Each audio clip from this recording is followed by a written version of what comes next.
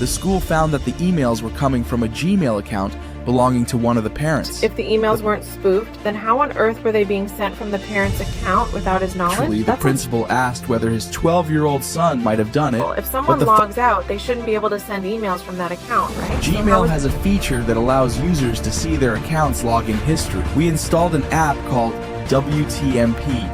Who touched my phone? He knew how to schedule emails, used backup codes to maintain access.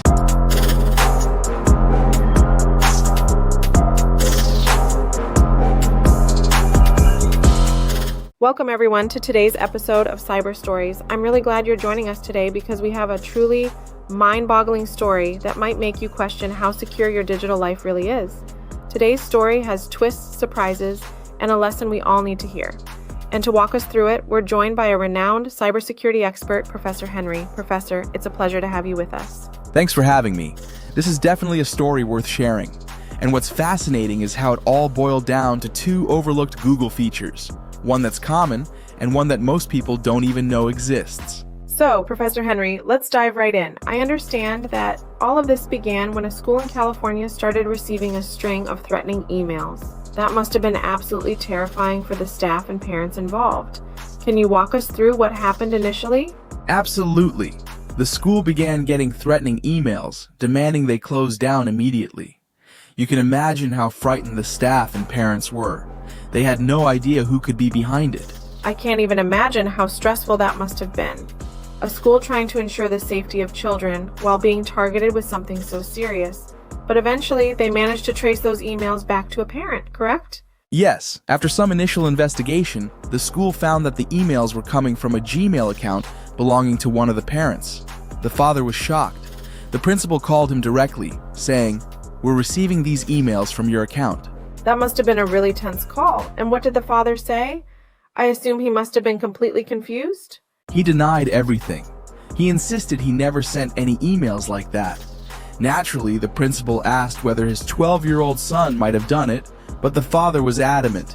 His son didn't even have access to his Gmail account. So from there, I imagine the school had to take things to the next level.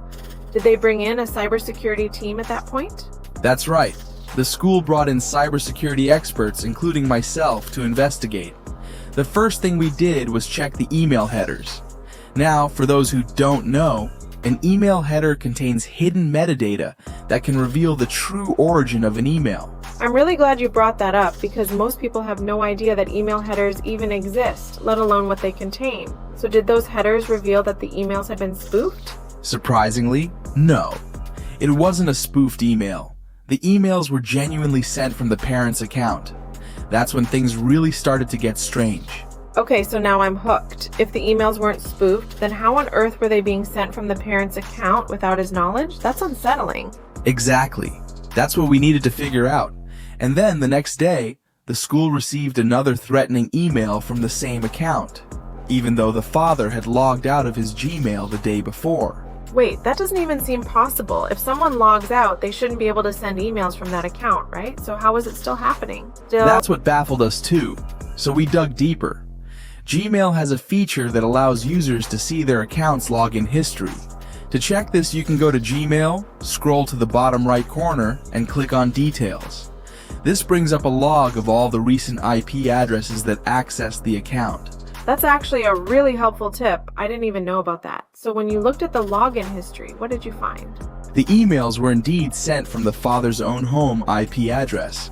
That was a huge red flag. The logical conclusion? Someone inside the house had access to the account. Oh wow, that's when it really hits home. That the threat might actually be coming from within the family.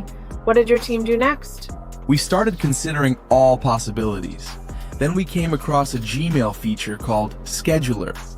It allows users to compose an email and set it to be sent at a specific time, even if they are logged out. It's usually used for productivity purposes, but in this case, it was weaponized. That's both fascinating and frightening. So someone had used Gmail's scheduler to send those emails while appearing to be offline. Did you find any of the scheduled messages still in the account? Exactly. We checked the outbox and found that the emails had been scheduled days earlier. It was a smart trick, but we deleted all the scheduled emails to prevent further threats. I bet everyone must have felt a sense of relief. But then more emails came through, didn't they? Yes. A few days later, another wave of emails came through. This time, we were completely puzzled. That's when we started investigating the possibility of backup codes. Backup codes. Now, that's something not many people are familiar with. Can you explain what those are and how they played into this story? Backup codes are part of Google's two-factor authentication system.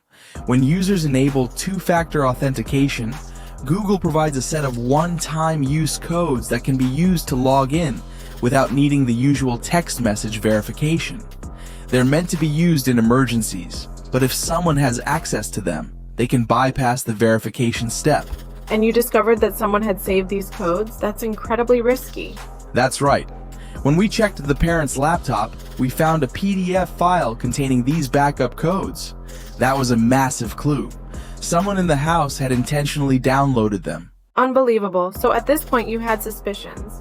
How did you confirm who was behind it? We had our suspicions, but we needed evidence. So we used a clever trick. We installed an app called WTMP, Who Touched My Phone. It's available on the App Store and Google Play Store. If someone tries to unlock your phone, the app takes a photo using the front camera and records all activities without that person knowing. Wow, that's genius. I've never heard of that app, but it sounds like a powerful tool. So you were able to catch someone in the act? Absolutely. When the father left his phone unattended, we saw the culprit in action. The app recorded the son accessing the phone and using the backup codes to log into the Gmail account. It was the definitive evidence we needed.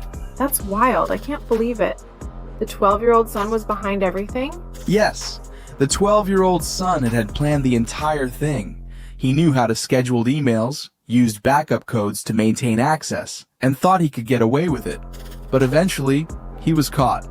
It turned out to be a prank to get a day off school. And what happened next? Did the school take any legal actions? Once we shared the findings, the school notified the authorities. Since it was a minor and it became clear it was a prank, no charges were filed. However, the family had to go through counseling, and cybersecurity awareness training was strongly recommended. That's a powerful reminder. As parents, guardians, or even just individuals using technology, we have to be more vigilant. It's not just hackers we need to worry about. Sometimes the threat is closer than we think. Absolutely. Kids today are incredibly tech savvy, but without proper guidance, they can easily misuse that knowledge. It's important for parents to talk to their children about ethical use of technology and to monitor things like backup codes, device access, and email activity. Thank you so much for being here and sharing this gripping story, Professor Henry. There's a lot to think about and even more to be cautious of. Thank you for having me. And to our listeners, thanks for tuning into Cyber Stories. Don't forget to like, subscribe, and share this episode if you found it eye-opening. Until next time, stay safe, stay informed, and always keep an eye on your digital security. See you soon.